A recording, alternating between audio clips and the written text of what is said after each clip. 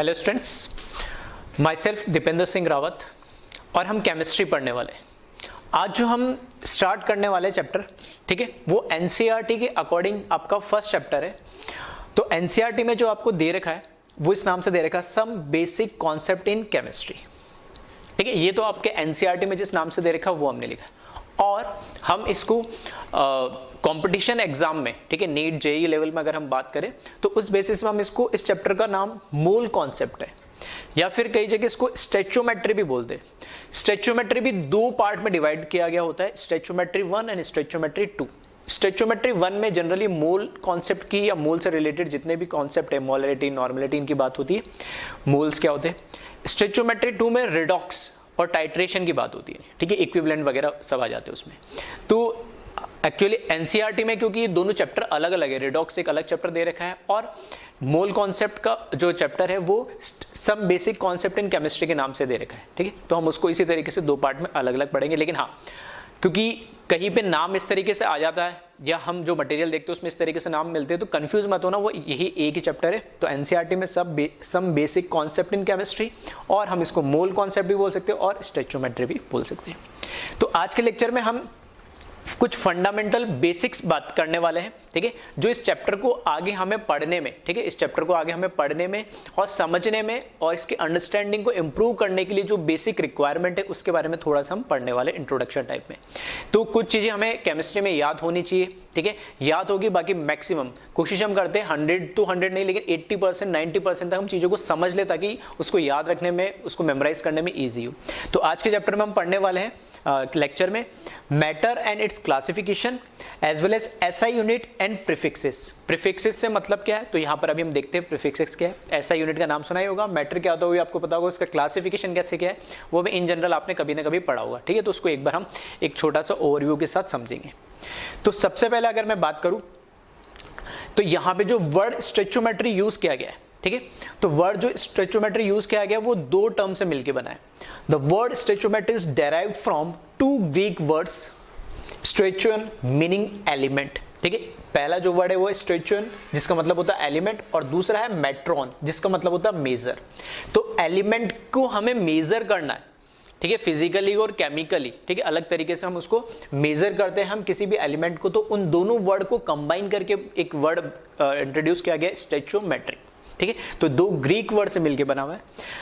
This chapter is useful to describe the physical properties of matter quantitatively by using numerical values with suitable units. ठीक है, तो इसमें हमारे पास इस chapter में हम जो भी मैटर की फिजिकल क्वांटिटीज है उनको, ठीक है, एक होता है क्वालिटेटिवली और एक होता है क्वांटिटेटिवली। क्वालिटेटिवली तो ये होता है कि क्या बनेगा, कैसे बनेगा, और क्वांटिटेटिवली कितना अमाउंट में बन रहा है। ठीक है, उसमें हम न्यूमेरिकली उसको कैलकुलेट कर सकते हैं, उसको हम बोलते हैं क्वांटिटेटिवली। तो वो हम कैलकुलेट करने वाले जो भी ऐसा यूनिट हमें यूज होती है, मास, वॉल्यूम वगैरह, उन सभी को यूज करके। ठीक है, तो ये बेसिक से एक हम इस चैप्टर में क्या पढ़ने वाला उसका एक बेसिक से एक इंट्रोडक्शन ये दिया है यानी। ठीक है, फिर आगे नेक्स्ट हम बात करें तो मैटर। तो मैटर का जो क्लासिफिकेशन है मिक्सचर और प्योर सब्सटेंस में किया गया है। ठीक है, मैटर को क्लासिफाई किया गया मिक्सचर और प्योर सब्सटेंस। मिक्सचर को फर्दर क्लासिफाई किया गया homogeneous mixture and heterogeneous mix. Pure substance को फर्दर क्लासिफाई किया गया एलिमेंट और कंपाउंड के अंदर। ठीक है, ये जस्ट बेसिक्स और ओवरव्यू है, क्लासिफिकेशन है। ठीक है, तो साथ के साथ है ना, नोट भी करते चले आप, तो वीडियो पॉज करके, ठीक है, इसको जो फ्लो चार्ट बना रखा है इसको आप कॉपी कर लें। चलिए अब यहां बात करते हैं हम सबसे पहले मैटर की। तो मैटर क्या होता है, तो मैटर हमें पता है मैटर कुछ भी हो सकता है, anything which have some mass and occupied any space. ठीक है, उसका कुछ ना कुछ मास हो और कुछ स्पेस ऑक्यूपाइड करे, वो कुछ भी हो सकता है मैटर। ठीक है, ह्यूमन बीइंग भी हो सकता है, ये स्टाइलस भी हो सकता है, बोर्ड भी हो सकता है, ये कुछ भी हो सकता है, लिविंग नॉन लिविंग कुछ भी, जिसका कुछ मास होना चाहिए और वो कुछ स्पेस ऑक्यूपाई करे, तो हम क्या बोलेंगे, मैटर। तो वही लिखा हमने, matter is anything that has mass and occupy some space. ठीक है, बेसिक से डेफिनेशन है जो हमने कभी ना कभी पढ़ी। तो क्योंकि हम केमिस्ट्री चैप्टर पढ़ रहे हैं, क्या केमिस्ट्री हमारा सब्जेक्ट है, तो केमिस्ट्री के पॉइंट ऑफ व्यू से केमिस्ट्री नाम सुनते ही स्ट्राइक करता है जनरली हमें बीकर, ठीक है, सॉल्यूशंस, ये सब चीज़ें। तो उसी के लिए बता दिया कि कोई भी हमारे पास इकोनिकल फ्लास्क ले लिया, उसके अंदर कुछ भी रखा हुआ है तो वो भी हमारे लिए क्या है, कोई सॉल्यूशन लिक्विड है, वो भी क्या एक मैटर है। ठीक, अब हम बात करते हैं मिक्सचर्स की। मैटर को हमने क्लासीफाई करा था मिक्सचर और प्योर सब्सटेंस में। तो मिक्सचर्स क्या होते हैं? तो मिक्सचर का मतलब ये है कि हमने मिक्स करा है, कम से कम 2 कंपोनेंट उसके अंदर मिक्स करा है, तो इसके अंदर वेरिएबल कंपोजिशन होता है। मिक्सचर के अंदर हम जब जो 2 चीज मिक्स कर रहे हैं, फॉर एग्जांपल मैंने एक पानी का ग्लास लिया, ठीक है, एक ग्लास लिया पानी का, उसमें 1 स्पून मैंने क्या लिया, शुगर लिया। तो 1 स्पून शुगर मैं उस एक पानी ग्लास में मिलाऊंगा और उसको स्टर करके मिक्स कर दूंगा तो भी मिक्सचर है। 2 चम्मच मिला दूंगा तो भी एक नया मिक्सचर है, 3 मिला दूंगा तो भी। तो वेरिएबल कंपोजिशन के साथ मैं मिक्सचर बना सकता हूँ। फिक्स नहीं होता मिक्सचर में कि भाई 1 गिलास पानी लोगे, 1 लीटर पानी लोगे, उसमें 1 स्पून ही आप क्या डालोगे, शुगर डालोगे, ठीक है, फिक्स नहीं होता, वेरिएबल कंपोजिशन हो सकता है। तो वही लिखा है वेरिएबल कंपोजिशन होता है मिक्सचर का, फर्स्ट पॉइंट। नेक्स्ट पॉइंट दे रखा है components retain their characteristic properties. जो कंपोनेंट होते हैं वो अपनी कैरेक्टरिस्टिक प्रॉपर्टीज को रिटेन करते हैं। फॉर एग्जांपल जैसे मैंने बोला पानी, तो पानी लिक्विड होता है तो लिक्विड अभी भी मिक्सचर बनने के बाद भी। और शुगर जो टेस्ट में कैसा होता है, स्वीट होता है, तो अभी भी उसमें डालने के बाद वो टेस्ट उसका आता है। तो जो कैरेक्टरिस्टिक प्रॉपर्टीज होती है कंपोनेंट की, इंडिविजुअल कंपोनेंट की, जो उसमें मिक्स करते हैं, ठीक है, वो क्या होती है, रिटेन रहती है। फिर हम आगे बात करें, may be separated into pure substance by physical method। जो भी कंपोनेंट 2, 3, 4, जरूरी 2 ही कंपोनेंट मिला है, हम 2, 3, 4 कितने भी कंपोनेंट मिक्स करके एक क्या बना सकते हैं, हम मिक्सचर बना सकते हैं। उस मिक्सचर के अंदर हमने जितने भी इंडिविजुअल कंपोनेंट मिक्स करे उन सभी को फिजिकल मेथड से, फिजिकल प्रोसेस से हम क्या कर सकते हैं, सेपरेट आउट कर सकते हैं। ठीक है, अगर मैं इसी की बात करूं, शुगर और वाटर को मिक्स करके मैंने शुगर सॉल्यूशन बनाया, तो क्रिस्टलाइजेशन, ठीक है, क्रिस्टलाइजेशन एक फिजिकल प्रोसेस होता है जिसके थ्रू हम इन दोनों को वापस से फर्दर सेपरेट आउट कर सकते हैं, वाटर को अलग और शुगर को अलग। शुगर जो है क्रिस्टल्स के फॉर्म में अलग हो जाएगी, वाटर अलग हो जाएगा। ठीक है, नेक्स्ट जो इसमें पॉइंट दे रखा है, मिक्सचर्स ऑफ डिफरेंट कंपोजिशन में have widely different properties. Obvious ही बात है, अगर मैं कह रहा हूं कि अगर उसके अंदर कंपोजिशन, पानी का कंसंट्रेशन, पानी मतलब सिंपल पानी की क्वांटिटी में बढ़ाता जाऊं या पानी की क्वांटिटी कम करता जाऊं, या शुगर की क्वांटिटी बढ़ाता जाऊं या शुगर की क्वांटिटी कम करता जाऊं, तो हमें अलग अलग टेस्ट या अलग अलग कैरेक्टरिस्टिक मिलेगी। ठीक है, तो वही दे रखा है इसमें, मिक्सचर्स ऑफ डिफरेंट कंपोजिशन में have widely different properties. Examples की अगर हम इसमें बात करें तो एग्जाम्पल फॉर एयर हो गया, मिल्क हो गया, गैसोलीन हो गया, एक्सेट्रा। ठीक है, जैसे एयर है, एयर भी क्या एक मिक्सचर ही है, उसमें बहुत सारी गैसेस है। ठीक है, हमारे नेचर के अंदर जो एयर है। मिल्क है, मिल्क भी एक मिक्सचर है। ठीक है, मिल्क एक्चुअली मिक्सचर किसका है, ऑयल और वाटर का मिक्सचर है यानी। लेकिन सर ऑयल और वाटर तो मिक्स होते ही नहीं, तो ऑयल और वाटर का कैसे हो गया, तो ये भी एक मिक्सचर है। और दोनों ऑयल और वाटर को एक तीसरा, ठीक है, एक तीसरा कंपोनेंट मैं बोल सकता हूँ, या तीसरा ऐसा पार्टिकल होता है जो दोनों को बाउंड करके रखता है। ठीक है, जिसका नाम होता है कैसिन। ठीक है, मिल्क के अंदर एक कैसिन होता है कंपोनेंट जो ऑयल और वाटर दोनों को मिक्स करके रखता है। तो ये क्या होता है, तो ये 12th क्लास में एक सरफेस केमिस्ट्री चैप्टर है पूरा, उसके अंदर किस तरीके से मिल्क होता है, इमल्शन होता है। एक्चुअल में मिल्क एक इमल्शन है, और इमल्शन जो है 2 तरह के होते हैं, ऑयल इन वाटर और वाटर इन ऑयल। तो वो इमल्शन का ही एक एग्जांपल है मिल्क, जिसके अंदर ऑयल और वाटर मिक्स होते हैं, और एक थर्ड कंपोनेंट उन दोनों को बाउंड करके रखता है। क्योंकि नॉर्मली मुझे पता है, अगर ऑयल के अंदर मैंने पानी डाला है, पानी में ऑयल डाला, दोनों की लेयर्स अलग अलग सेपरेट आउट हो जाती है। ठीक है, तो ऐसा तो हमें मिल्क में जनरली देखने को मिलता नहीं। ठीक है, तो वो डिटेल स्टडी है जो हम आगे वाले आने वाले चैप्टर्स में 12th में पढ़ेंगे, सरफेस केमिस्ट्री। फिर गैसोलीन से, ठीक है, ये भी एग्जांपल्स किसके हैं, मिक्सचर के, बहुत सारी गैस या उसमें ऑयल्स फॉर्म में होती है। तो इसको कॉपी करें वीडियो पॉज करके आप।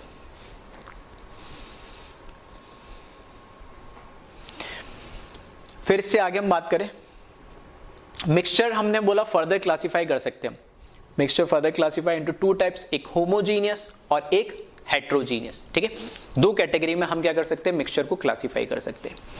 होमोजीनियस मिक्सचर की अगर हम बात करें, ठीक है, होमोजीनियस मिक्सचर की अगर बात करें तो have same composition throughout. Homo का मतलब ही क्या हो गया, सेम। अगर मैंने मिक्सचर लिया तो मिक्सचर का मैं कोई सा भी पार्ट, फॉर एग्जाम्पल जो अभी मैंने एग्जाम्पल लिया था कौन सा, वाटर और शुगर वाला मिक्स करके, है ना, तो 1 लीटर पानी ले लो और 1 टीस्पून ले लो शुगर, और दोनों को हिला के मिक्स कर दो। अब जो मिक्सचर बना उसकी टॉप लेयर से मैं 1 लूँ स्पून, उसकी बॉटम लेयर से लूँ या मिडल से कहीं से उठाऊं, टेस्ट आपको सेम ही देखने को मिलेगा। तो और उसमें ऐसा भी नहीं है कि आपको नीचे शुगर अलग दिख रही हो और ऊपर पानी ज्यादा दिख रहा हो। या पानी नीचे ज़्यादा दिख रहा हो, शुगर ऊपर दिख रही हो, इस तरीके से भी यूनिफॉर्मली आपको कंपोजिशन मिलेगा थ्रू आउट, तो हम उसको क्या बोलते हैं, होमोजीनियस मिक्सचर। ठीक है, तो have same composition through out. Next point देगा, कंपोनेंट्स आर इनडिस्टिंग्विशेबल का मतलब क्या है, उनको डिस्टिंग्विश नहीं कर सकते, उनको डिफरेंशिएट नहीं कर सकते, उनको अलग अलग, मैं ये नहीं बता सकता कि शुगर का पार्टिकल है, ये वाटर का पार्टिकल है, और उन दोनों को मैं क्या कर दूं, डिफरेंशिएट करके अलग कर लूं, यानी ठीक है। तो ये ठीक है, प्रोनाउन हो नहीं पा रहा, ठीक है, इनडिस्टिंग्विशेबल होते हैं यानी, ठीक है, दोनों को डिफरेंशिएट नहीं कर पा रहे यानी। थर्ड पॉइंट जो इसमें दे रखा है एग्जाम्पल्स के लिए, जैसे अभी मैंने बोला शुगर सॉल्यूशन, तो शुगर सॉल्यूशन के अंदर आप देख सकते हो कि ये अभी इस वाले जो देख रहे हो बेकर, इसके अंदर पानी अलग ले रखा है, यहाँ पे शुगर अलग ले रखा है, फिर दोनों को मिक्स करके मैंने शुगर सॉल्यूशन बनाया। तो इस शुगर जो ये शुगर सॉल्यूशन है, इस शुगर सॉल्यूशन के अंदर आप देख सकते हो कि आप दोनों जो कंपोनेंट है उनको डिस्टिंग्विश नहीं कर सकते, डिफरेंशिएट नहीं कर सकते, बता नहीं सकते कि इसमें शुगर कौन सा है और पानी कौन सा है, ठीक है। फिर और एग्जांपल देखें तो गैसेस मिक्सचर, ठीक है, कोई भी कंटेनर ले लो, उसमें बहुत सारी गैस मिक्स है, या रूम ही ले लो, उसके अंदर एयर है, वो भी क्या एक हमारा होमोजीनियस मिक्सचर है, कि हम ऐसा नहीं बोल सकते कि यहाँ पे ये वाली एयर ऑक्सीजन ज़्यादा है या यहाँ पे, ठीक है, हर जगह हम क्या होता है ऑलमोस्ट यूनिफॉर्मली वो जो होता है मिक्सचर, ये एयर्स होती है, यूनिफॉर्मली डिस्ट्रीब्यूटेड होती, जितनी स्पेस दोगे एयर को उतनी स्पेस क्या कर लेगा, वो ऑक्यूपाई कर लेगा। फिर अगर हम बात करें हेट्रोजीनियस मिक्सचर्स की, तो हेट्रोजीनियस मिक्सचर क्या अगर हम बात करें तो इससे इसमें डिफरेंस क्या है, do not have same composition through out, जबकि यहाँ पे क्या लिखा है, होमो के अंदर सेम कंपोजिशन होता है, जबकि हेट्रो के अंदर सेम कंपोजिशन नहीं होता है, ठीक है। कंपोनेंट्स आर डिस्टिंग्विशेबल, ठीक है, तो दोनों जो कंपोनेंट्स होते हैं उनको हम क्या कर सकते हैं, डिस्टिंग्विश कर सकते हैं, उनमें अलग अलग बता सकते हैं। फॉर एग्जांपल जैसे मैंने बोला ये वाटर प्लस केरोसिन और पल्सेस, जैसे पल्सेस आप देख सकते हो अलग अलग टाइप की दाल है, सबको एक साथ मिक्स कर दी, तो मैं पता लगा सकता हूँ रेड अलग दिख रही है मेरे को, येलो अलग दिख रही है, ग्रीन अलग दिख रही है, व्हाइट अलग दिख रही है, ठीक है, अलग अलग कलर की पल्सेस है, सबको मिला एक मिक्सचर बन गया।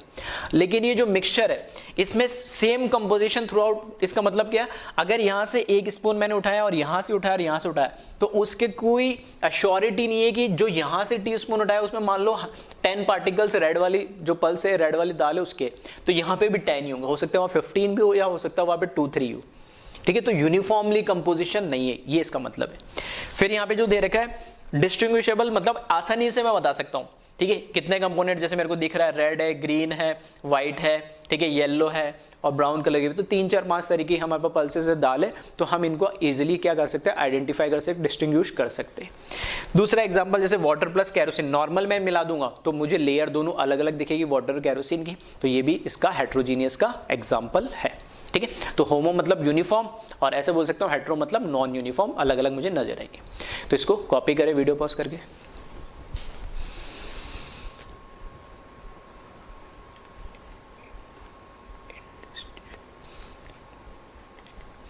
फिर हम आगे बात करते हैं मिक्सचर के बाद हम बात करते हैं प्योर सब्सटेंस की।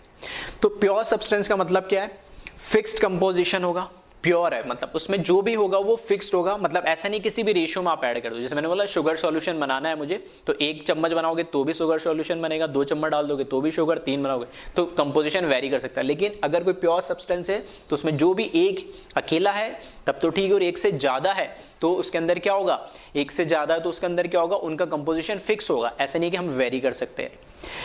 फिर can not be separated by simple physical method, ठीक है, सिंपल फिजिकल मेथड के थ्रू हम उनको सेपरेट आउट नहीं कर सकते, जैसे मैं बता रहा था कि क्रिस्टलाइजेशन की तरह उनको जैसे सेपरेट कर सकते हैं शुगर और किसको, वाटर को।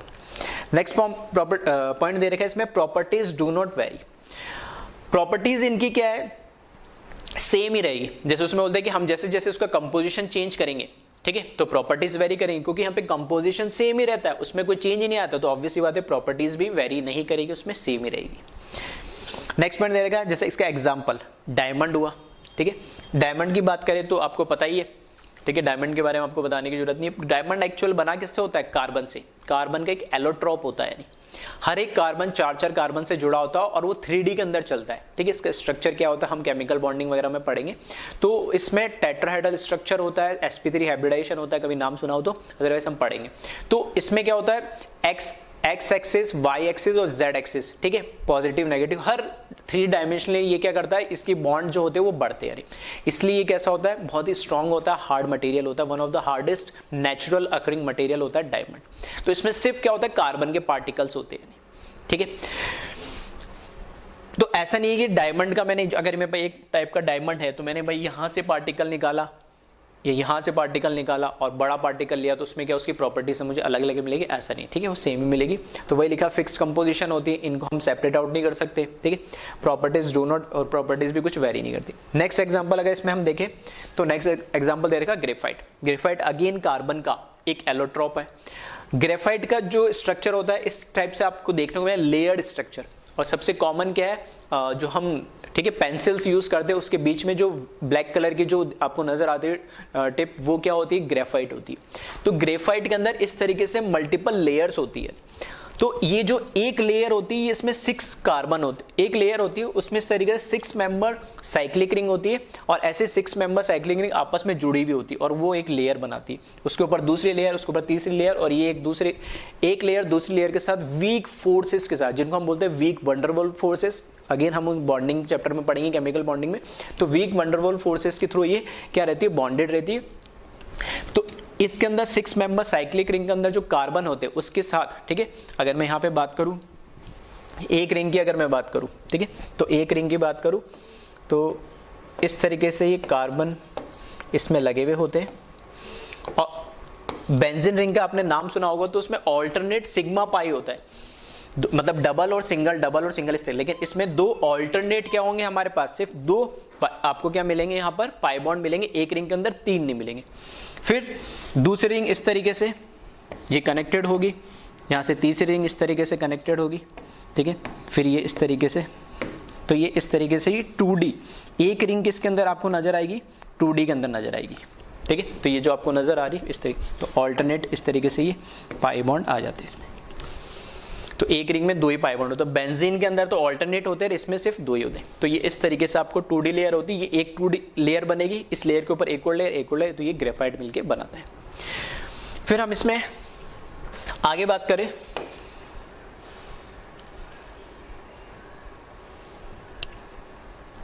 ठीक है, तो ये इसके एग्जाम्पल हो गया। और फिर मैं बात करूं ग्लूकोज। ग्लूकोज हमें पता है इसका फॉर्मूला क्या होता है, ग्लूकोज का, ग्लूकोज कार्बन, हाइड्रोजन और ऑक्सीजन से मिलके बनता है, ठीक है। इसका फॉर्मूले की बात करूं तो ये होता है ठीक है, ग्लूकोज होता है C6H12O6, ठीक है, ये ग्लूकोज का फॉर्मूला है C6H12O6।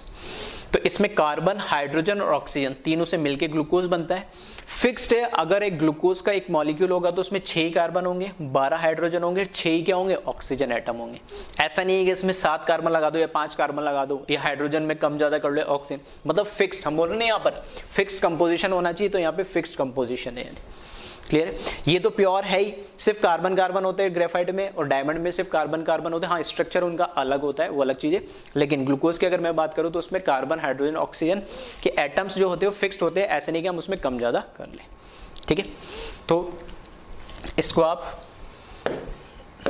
कॉपी करें वीडियो पॉज करके।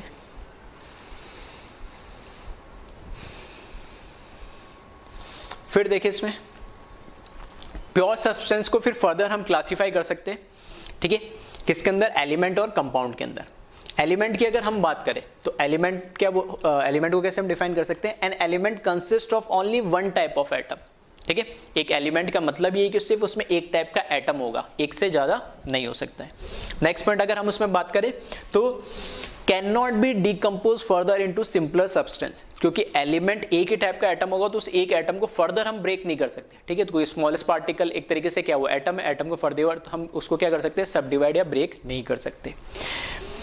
देन दे रखा है इसमें एग्जांपल के लिए, जैसा हमें पता ही है, सोडियम का एटम, हाइड्रोजन का एटम, Cu मतलब कॉपर, O मतलब ऑक्सीजन, Ag मतलब सिल्वर, ठीक है। तो ये सब प्योर एलिमेंट है या प्योर सब्सटेंस का एग्जांपल है जिसमें एलिमेंट और एक ही एटम्स होते हैं, ठीक है।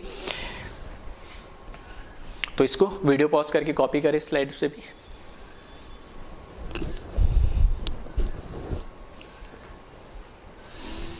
फिर आगे हम बात करें कंपाउंड की अगर हम बात करें तो कंपाउंड की जो होता है कंपाउंड भी क्या होता है, एक प्योर फॉर्म होता है, लेकिन इसमें क्या होता है, कंटेन 2 और more elements in a definite proportion by mass. अब कंपाउंड भी प्योर होता है और एलिमेंट भी प्योर होता है, तो एलिमेंट में तो एक ही एटम होगा, कोई दिक्कत नहीं, लेकिन कंपाउंड में एक से ज्यादा एटम आ जाते हैं, एक से ज्यादा एटम, वो एक एलिमेंट के भी हो सकते हैं और एक से ज्यादा एलिमेंट के भी हो सकते हैं, ठीक है। जैसे अगर मैं बोलूं इसमें जो constituent elements do not retain their properties, constituent elements मतलब अगर मैंने बोला दो अलग अलग एलिमेंट के दो अलग अलग एटम मिलके कंबाइन होके उन्होंने कोई कंपाउंड बनाया, तो वो जो इंडिविजुअल एलिमेंट था दोनों उनकी प्रॉपर्टीज कंपाउंड बनने के बाद क्या हो गए, रिटेन नहीं रही, उन्होंने अपनी जो आइडेंटिटी थी उसको क्या करा, लूज कर दिया, ठीक है। एग्जांपल के लिए जैसे मैं बोलता हूं यहाँ पे H2, अब मुझे पता है H2 एक क्या है, हमारे पास कंपाउंड है, वो कंपाउंड किससे मिलके बना है, 2 हाइड्रोजन एटम और 1 ऑक्सीजन एटम से। हाइड्रोजन की अपनी एक अलग प्रॉपर्टी है, ऑक्सीजन की अपनी एक अलग प्रॉपर्टी है, लेकिन जब ये दोनों कंबाइन होकर H2 बनाया तो उसकी अपने आप में एक अलग प्रॉपर्टी है, उसमें से H2 और H2 जब बना तो उसमें ऑक्सीजन और हाइड्रोजन ने अपनी जो आइडेंटिटी थी या प्रॉपर्टीज थी उसको क्या कर दिया, उसने लूज कर दिया। अब H2 जो एक मॉलिक्यूल है वो एक कंपाउंड की फॉर्म में है जो अपने आप में प्योर है, सिर्फ H2 मॉलिक्यूल मिलके एक नया कंपोनेंट बन गया इस तरीके से, ठीक है। तो इसमें इसने हाइड्रोजन और ऑक्सीजन से कंबाइन होने के बाद जो इनकी प्रॉपर्टीज थी उसको रिटेन नहीं रखी और H2 ने अपनी खुद की एक नई प्रॉपर्टीज दी है, ठीक है। जैसे H2 मैं बोलूं कलरलेस होता है, ऑर्डरलेस होता है, ठीक है, और H2 कैसा होगा, लिक्विड फॉर्म में होता है, ये दोनों इंडिविजुअली गैस फॉर्म में होती है, ठीक है, ये बहुत हाईली कंबस्टेबल होती है हाइड्रोजन गैस, ऑक्सीजन उसके लिए रिक्वायर्ड होती है अगर कंबशन के लिए, तो इनकी अलग अलग प्रॉपर्टीज है, लेकिन H2 की उनसे अलग प्रॉपर्टी, ठीक है। तो वही दे रखा है, कंटेन 2 और मोर element in a definite proportion. Definite proportion में बोल रहा हूं 2 हाइड्रोजन और 2 ऑक्सीजन एटम ले लूंगा तो वाटर नहीं बनाएगा, वाटर तभी बनेगा, H2 तभी बनेगा जब 2 हाइड्रोजन और 1 ही ऑक्सीजन होगा। जब 2 हाइड्रोजन और 2 ऑक्सीजन ले लूंगा तो H2O2 बन जाएगा और वो हाइड्रोजन परऑक्साइड कहलाएगा और वो एक अलग कंपाउंड हो जाएगा, ठीक है। तो डेफिनेट प्रोपोर्शन का मतलब ये फिक्स प्रोपोर्शन के अंदर होता है, ऐसे नहीं किसी भी प्रोपोर्शन में या रेशियो में ले लो। दूसरा दे रखा constant element do not retain their properties, जो हम अभी बात कर रहे थे। और एग्जांपल देखें तो CO2, कार्बन का 1 एटम ऑक्सीजन के 2 एटम मिलके क्या बनाते हैं, CO2 बनाते हैं। इसी तरीके से अगर मैं बोलूं अमोनिया तो नाइट्रोजन का 1 एटम और हाइड्रोजन के 3 एटम मिलके क्या बनाते हैं, ये अमोनिया गैस बनाते हैं, ठीक है। तो ये है कंपाउंड का मतलब और उसके कुछ एग्जांपल्स। तो इसको कॉपी करें वीडियो पॉज करके।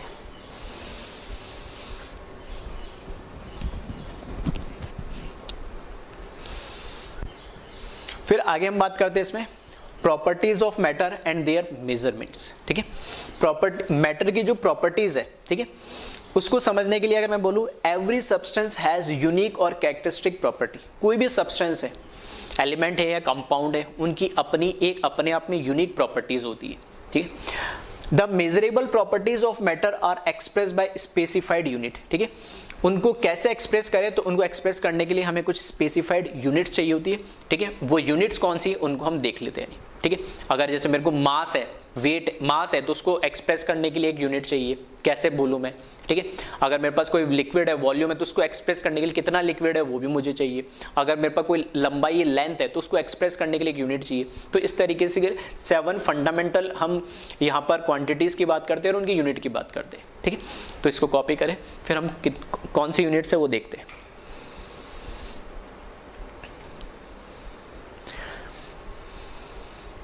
ठीक है, तो यहां लिखा है the properties of matter can be classified in 2 types, ठीक है। 2 टाइप से हम उसको क्लासिफाई कर सकते हैं प्रॉपर्टी। एक तो होती है फिजिकल प्रॉपर्टीज और दूसरी होती है केमिकल प्रॉपर्टीज। फिजिकल प्रॉपर्टीज की बात करें तो the properties which can be measured और observed without changing the identity the composition of the substance are called physical property. मतलब हम कोई भी कंपाउंड या कोई भी एलिमेंट है उसकी प्रॉपर्टी हमें अंडरस्टैंड करने बिना उनका, अगर मैं बोलूं फॉर एग्जांपल H2 है तो H2 का बॉन्ड जो है उनमें आपस में उन एलिमेंट को अलग अलग ना करूं, तोड़ू ना, और ना ही उनकी किसी के साथ रिएक्शन करना, और सिर्फ H2 को मैं स्टडी करूं, तो वो तो कहलाएगी इनकी फिजिकल प्रॉपर्टीज जो भी। फॉर एग्जाम्पल बॉइलिंग पॉइंट क्या है, मेल्टिंग पॉइंट क्या है, कलर क्या है, ऑर्डर क्या है, एक्सेट्रा, ठीक है। तो वही colour, order, melting point, density वगैरह ये सब इसकी क्या कहलाएगी, फिजिकल प्रॉपर्टीज। केमिकल प्रॉपर्टीज की अगर मैं बात करूं तो केमिकल प्रॉपर्टीज हमें पता है कि केमिकल रिएक्शन हम करवाएंगे तो ऑब्वियस ही बात है, जो भी हमारे पास सब्सटेंस दे रखा होगा, एलिमेंट कंपाउंड जो भी दे रखा होगा, उसका कुछ ना कुछ उसमें चेंजेस आएंगे, कुछ बॉन्ड नए बनेंगे, हो सकता है बॉन्ड ब्रेक हो जाए, नए कुछ नए बन भी जाए, तो दोनों पॉसिबिलिटी है, या कुछ नया कंपाउंड बन जाए। तो वो केमिकल रिएक्शन करवाने से हमें जो सब्सटेंस मिल रहा है वो केमिकल प्रॉपर्टीज में आ जाएगा। तो यहाँ लिखा the properties which can be measured और observe by a chemical change are called chemical properties. ठीक है, एग्जाम्पल के लिए जैसे मैं बोल रहा हूँ कि एसिडिक होगा या बेसिक होगा, कोई कंबस्टिबल है या नहीं है, या कोई किसी का पीएच कैसा है, ठीक है, वो एसिडिक है बेसिक, वो वहाँ से सब चीज़ें केमिकल रिएक्शन से हमें पता लग जाएगा। ठीक, तो अगेन इसको वीडियो पॉज करके कॉपी करें।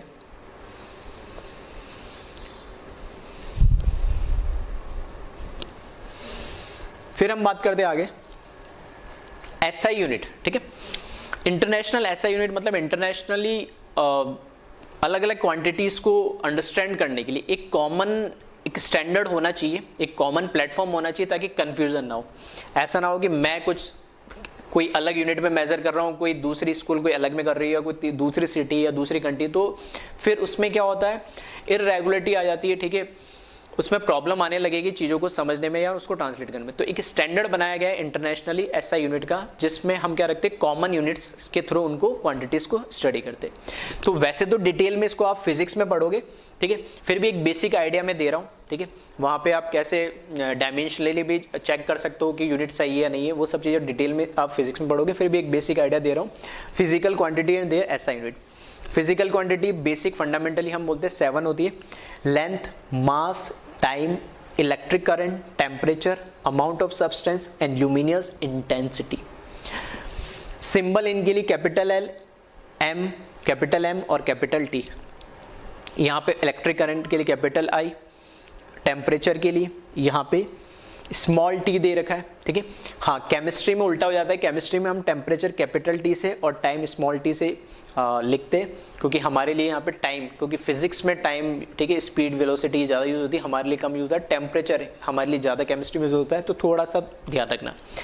फिर अमाउंट ऑफ सब्सटेंस एन, जिसको जनरली मोल, ठीक है, नंबर ऑफ मोल्स या मोल से रिप्रेजेंट करते हैं, और इंटेंसिटी को आई से।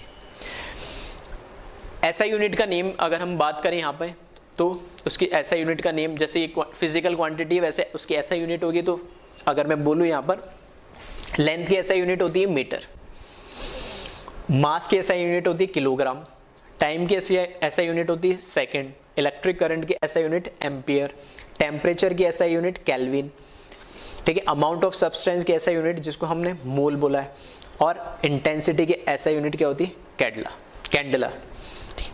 और ऐसा यूनिट के भी सिंबल्स हैं, उसको भी याद रखें। ठीक है, तो केमिस्ट्री नहीं तो फिजिक्स के पॉइंट ऑफ व्यू से भी इंपॉर्टेंट है, वहाँ तो डिटेल में पढ़ोगे, फिर भी एक ओवरव्यू मैंने एक आइडिया थोड़ा सा दिया है यहाँ पे। तो यहाँ पे मीटर को हम स्मॉल एम से, किलोग्राम को केजी से, सेकंड को, ठीक है, यहाँ पर कैपिटल एस से लिखा है। ठीक है, वैसे हम जनरली यहाँ पर इसको किससे लिखते हैं, स्मॉल एस से लिखते हैं, यानी ठीक है, यहाँ पर चाहो तो स्मॉल एस लिख लिया।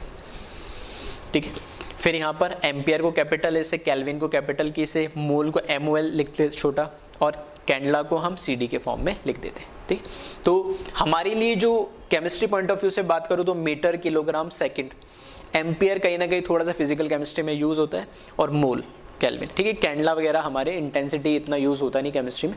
तो मैं बोलूँ तो ऊपर की जो 6 यूनिट है वही हमारे लिए यूज होगी बहुत ज़्यादा। ठीक है, बहुत ज़्यादा भी तो नहीं, लेकिन हाँ, जैसे मैं बात करूँ कहाँ पे, मास, ठीक है, टेम्परेचर, ठीक है, टेम्परेचर, मास और अमाउंट ऑफ सब्सटेंस, ये बहुत कॉमनली यूज होना है। टाइम वगैरह थोड़ा बहुत फिजिकल क्वांटिटी में इतना अगर मैं बोलूँ फिजिकल केमिस्ट्री के अंदर थोड़ा बहुत यूज होता है, बहुत ज़्यादा नहीं। ठीक है, तो एक बार इसको वीडियो पॉज करके कॉपी कर ले इस टेबल को।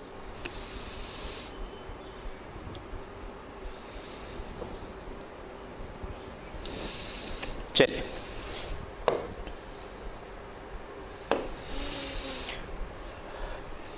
फिर यहाँ पर कुछ मैंने स्टार्टिंग में लिखा था हम इस चैप्टर में, मैटर, उसकी क्लासिफिकेशन, एसआई यूनिट, और कुछ प्रीफिक्सेस पढ़ने वाले। तो प्रीफिक्सेस से मतलब क्या है कि यहाँ पर हम जो क्वांटिटी होती है, कई बार वैल्यू बहुत बड़ी या बहुत छोटी हो जाती है।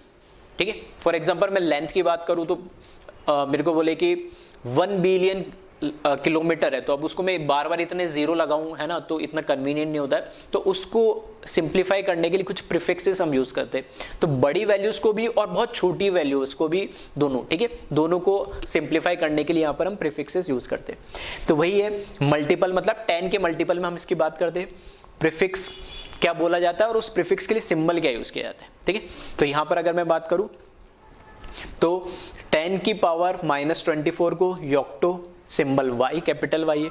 10 की पावर -21 को जेप्टो, उसका सिंबल कैपिटल Z है। 10 की पावर माइनस, तीन का डिफरेंस आ रहा है, देख सकते हो आप, है ना। 10 की पावर -18 को एटो और उसका सिंबल स्मॉल a है। 10 की पावर -15 को फेम्टो और उसका सिंबल f है। 10 की पावर -12, ठीक है, उसका सिंबल पीको है। फिर 10 की पावर, उस पीको नाम है और कैपिटल P, ठीक है, से रिप्रेजेंट किया जाता है। फिर 10 की पावर -9 को नैनो, ठीक है, स्मॉल n से लिखा जाता है। और 10 की पावर -6 को बोलते हैं माइक्रो, ठीक है, नेगेटिव में चल रहा है, मतलब बहुत छोटी वैल्यूज के लिए बात हो रही है, ठीक है, तो ये म्यू से रिप्रेजेंट किया जाता है। और 10 की पावर -3 को, आपको ये तो पता है, ये मिली, स्मॉल m से लिखा जाता है, मिलीमीटर या इस तरीके से हम बोलते हैं। अब इसमें अगर वैसे तो यहाँ तो मैंने सारी बता दी, फिर भी ठीक है, आपको एटलीस्ट कम से कम कौन कौन से वैल्यूज पता होनी चाहिए, तो यहाँ से, ठीक है, एटलीस्ट नैनो, माइक्रो और मिली। 10 की पावर -3, -6 और -9 केमिस्ट्री पॉइंट ऑफ व्यू, ठीक है, हो सकता है फिजिक्स में और भी यूज हो, ठीक है। एक पीको को, ठीक है, स्मॉल p से रिप्रेजेंट करते हैं ना, चाहो तो ये भी, तो एटलीस्ट ये 3 वैल्यू तो आपको याद होना चाहिए। याद मतलब उसका प्रीफिक्स मल्टीपल क्या है, 10 की पावर -9, प्रीफिक्स नैनो यूज करते हैं और स्मॉल n, ठीक है। तो इसको कॉपी करें आप, ठीक है, वीडियो पॉज करके इसको कॉपी कर। देन आगे हम देखते हैं इसमें, आगे ये नेगेटिव में प्रीफिक्सेस थे, आगे हम बात करें इसमें, ठीक है। तो 10 की पावर -3 तक, तो अभी तक तो 3 के डिफरेंस में चल रहे थे। अब आया 10 की पावर -2, एक डिफरेंस लिया हमने, 10 की पावर -2 को हम बोलते हैं सेंटी, ये अगेन आपको पता है, जैसे मीटर के आगे सेंटीमीटर लगाते हैं, स्मॉल c। 10 की पावर -1 आया था तो उसको बोलते हैं डेसी, लाइक डेसीमीटर, और स्मॉल d से इसको रिप्रेजेंट करते हैं। अब पॉजिटिव में हम बात करते हैं वैल्यू 10 की पावर 1, ठीक है, कुछ नहीं लिखा तो 1 हो गया, तो इसको हम बोलते हैं डेका, इसको DA से रिप्रेजेंट करते हैं। देन 10 की पावर 2, इसको हम बोलते हैं हेक्टो, इसको H से यूज करते हैं। हाँ, हालांकि हम डेका और हेक्टो इसको इतना डेली लाइफ में या हमारे कैलकुलेशन में या इस तरीके से यूज कम होता है, फिर भी देखने में देख सकते हो, लेकिन हाँ सेंटी और डेसी आपने सुना होगा, इनको हम बहुत यूजुअली कैजुअली यूज करते हैं। हाँ, फिर किलो को हम जनरली बहुत यूज करते हैं, किलो का मतलब 10 की पावर 3 और स्मॉल केसेस को रिप्रेजेंट करते हैं।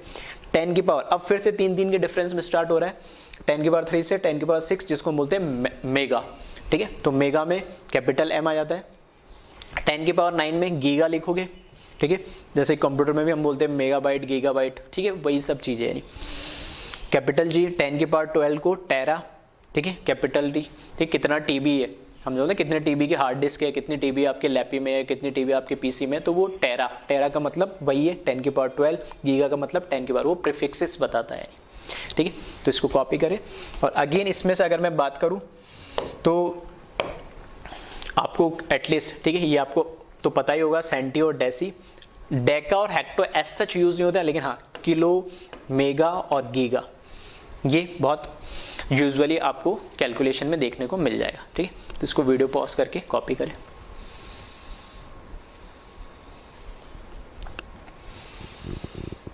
फिर देखें अब इसमें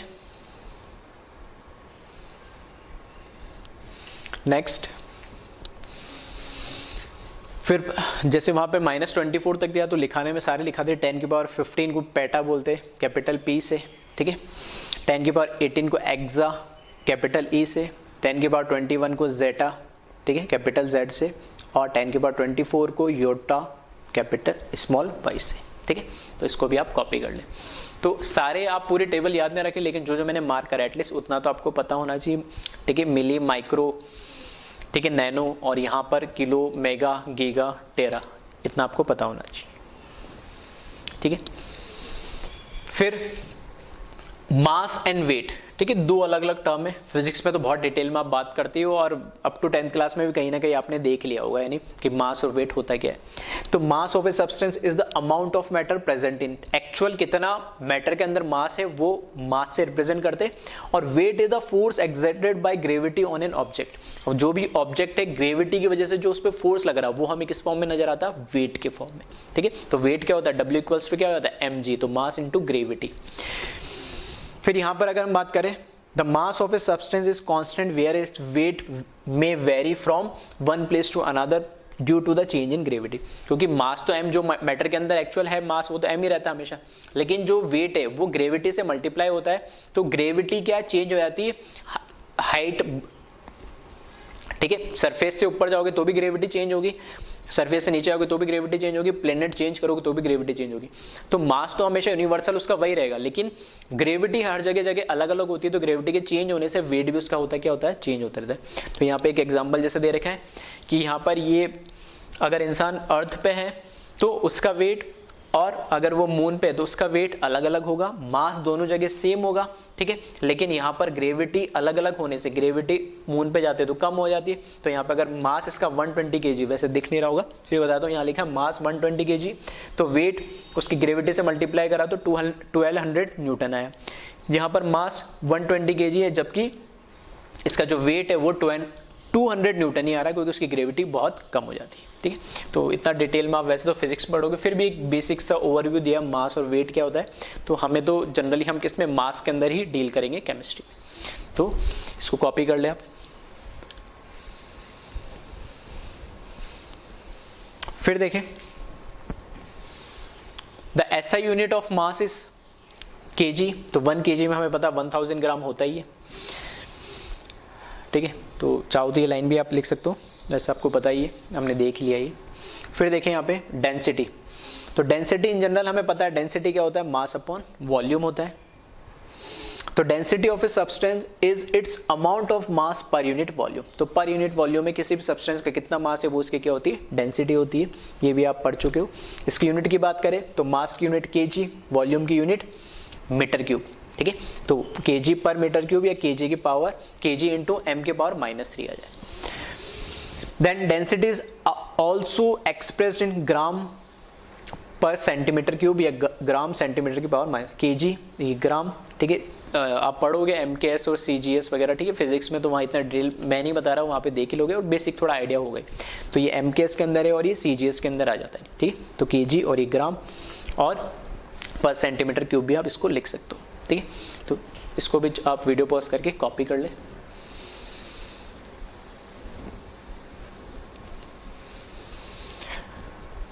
देन फिर आगे हम बढ़े, इसमें वॉल्यूम की अगर बात करें, ठीक है, तो volume has the unit of length की पावर क्यूब। जैसे अगर मैं बोल रहा हूँ ये रूम है, तो रूम का अगर मुझे वॉल्यूम बताना है तो एक तो हम बताते हैं लीटर में, दूसरा अगर मुझे, क्योंकि लीटर एज सच कोई ऐसा यूनिट नहीं है, लेकिन हाँ लेंथ एक ऐसा यूनिट होती है, तो इसको वॉल्यूम को लेंथ फॉर्म में भी लिख सकते हैं कि मैं बोल रहा हूँ कि जो इसकी लेंथ है, ब्रेथ है और जो हाइट है, ठीक है, लेंथ, ब्रेथ और हाइट जो है उन तीनों को मल्टीप्लाई करूंगा तो वो मेरा क्या आ जाएगा, इस रूम का वॉल्यूम आ जाएगा, अगर स्क्वायर या रेक्टेंगल है तो वही चीज है कि लेंथ क्यूब लिख दिया इसने, 3 लेंथ आएगी, इतना इसने बोला कि volume as the unit of length cube. So in SI system volume as the unit of metre cube. तो एसआई सिस्टम में जनरली वॉल्यूम की यूनिट है वो हम मीटर क्यूब में लिखते हैं, लीटर में कम लिखा जाता है। हाँ, उसको कन्वर्ट हम कर सकते हैं, कन्वर्जन यहाँ बताया। तो यहाँ लिखा है smaller volumes are denoted in centimetre cube और डेसीमीटर क्यूब यूनिट्स। ठीक है, तो मीटर क्यूब, मीटर से छोटा सेंटी आ जाएगा, सेंटी से थोड़ा सा बड़ा डेसी आ जाएगा, डेसी से और छोटा सेंटी आ जाएगा। तो इसमें भी आप रिप्रेजेंट कर सकते हैं। देन फिर इसमें दे रखा है a common unit litre which is not an SI unit is used for measurement of volume of liquid. तो केमिस्ट्री में जनरली सेंटीमीटर क्यूब या मीटर क्यूब या डेसीमीटर क्यूब कम यूज होता है, लीटर ही केमिस्ट्री में ज्यादा यूज होगा। तो लेकिन जब जरूरत होगी तो हम इसको कन्वर्ट भी करना पड़ेगा, तो इनके बीच में कन्वर्जन होता है, उसको आप बिल्कुल याद रखिएगा। ठीक है, तो ये बोला कि लीटर एक ऐसा यूनिट नहीं है, लेकिन जरूरत पड़ने पर हम इसको यूज कर सकते हैं। और जो कन्वर्जन होते हैं, ठीक है, वो ये दे रखे, 1 लीटर इक्वल्स होता है 1 decimetre cube which may be equals to 1000 ml and which is equals to 1000 centimetre cube. ऐसे बोल सकता हूं मैं कि 1 लीटर 1 डेसीमीटर, ये लीटर हो गया और ये क्या हो गया हमारे पास लेंथ, तो इन दोनों के बीच में रिलेशन क्या हो गया 1 litre equals to 1 decimetre cube, और 1 लीटर इक्वल्स टू कितना होता है 1000 ml, और फिर ml और सेंटीमीटर दोनों क्या हो गए इक्वल, तो 1 ml बोलो या 1 सेंटीमीटर क्यूब बोलो बराबर, ठीक है। तो ये कन्वर्जन से बहुत छोटी छोटी चीजें याद रखना, फिजिक्स में तो आएगी लेकिन केमिस्ट्री में बहुत काम आती है, ठीक है। तो इसको आप वीडियो पॉज करें और कॉपी करें।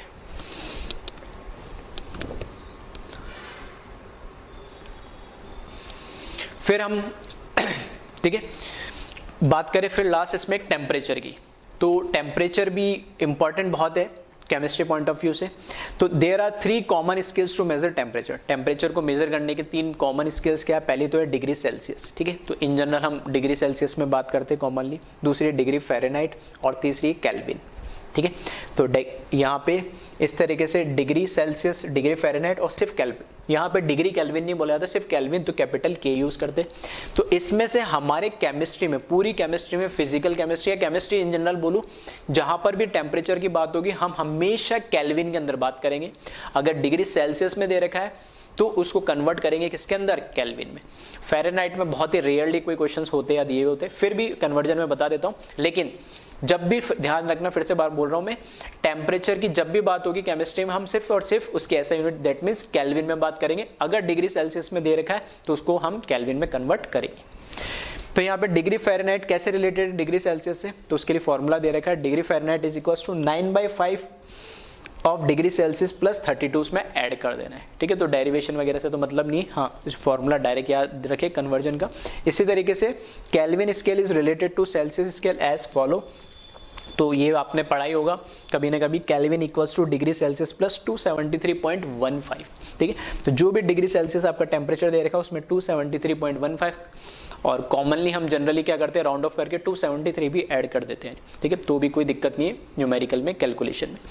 तो आज के लेक्चर में मैं अगर बात करूँ तो बेसिकली हमने क्या करा है, कुछ कॉमन टर्म्स जो कुछ ना कुछ कभी ना कभी आपने कई छोटी क्लास में देखा होगा या देख के उसको थोड़ा इग्नोर करा होगा, लेकिन हाँ ये छोटी छोटी चीज इंपॉर्टेंट थी। तो जो प्रीफिक्सेस हैं, ठीक है, यूनिट कन्वर्जन से, जैसे अभी वॉल्यूम और हमने बात करी थी किसका, लीटर और लेंथ का और लीटर का कन्वर्जन है वो आपको याद होना चाहिए, टेम्परेचर इनका कन्वर्जन याद होना चाहिए, ठीक है, छोटी सी बात डेंसिटी क्या होता है, प्रीफिक्सेस क्या होते हैं, ठीक है, ये सब चीज़ें आपको याद होनी, एलिमेंट कंपाउंड में क्या डिफरेंस है, मिक्सचर में क्या डिफरेंस है, तो ये बेसिक चीज़ें आपको पता होनी चाहिए, ताकि आगे केमिस्ट्री जब हम पढ़ेंगे तो जब बड़ी चीज़ पढ़े ना तो छोटी चीज़ हमें क्या करती है, जनरली परेशान करती है। तो छोटी चीज़ को पहले से हम क्लैरिफाई कर ले, ताकि बड़ी चीज़ जब पढ़े ना, जब अच्छी और हम कॉन्सेप्ट पढ़े तो इसमें छोटी छोटी चीज़ें हमें डिस्टर्ब ना करें, ठीक है। इसलिए थोड़ी सी चीजें जो भी है थोड़े याद रखने वाली चीजें, इनको बिल्कुल साथ के साथ आप याद रखें, ठीक है। तो इसको कॉपी कर ले वीडियो पॉज करके।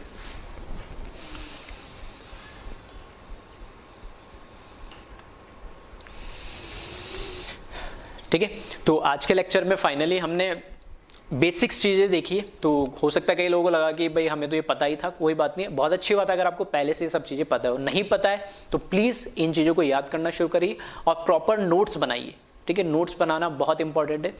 नोट्स की इंपॉर्टेंस ये है कि अगर आप सिर्फ 11th की प्रिपरेशन कर रहे हो या सिर्फ 12th की कर रहे हो, वो एक अलग कहानी है, लेकिन उसके लिए भी नोट्स बनाना जरूरी है। लेकिन अगर आप जेई और नीट की प्रिपरेशन कर रहे हो तो ये 2 साल का लंबा प्रोसेस है, 2 साल का लंबा प्रोसेस है। तो आज अगर आप, मैं कह रहा हूँ, जो चीज़ पढ़ रहे हो वो आपको वापस 2 साल बाद उस चीज़ को पढ़ना पड़ेगा।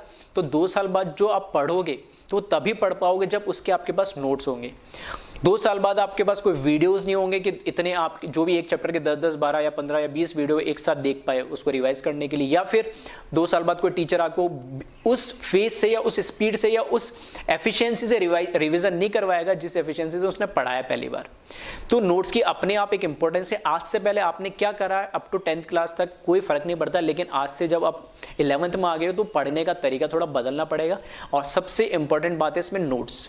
तो नोट्स बिल्कुल प्रॉपर बनाए, आप सिस्टमैटिक तरीके से बनाए। जितने नोट्स आपके अच्छे होंगे उतना ही फायदा आपको होगा, ठीक है। Okay, thank you class.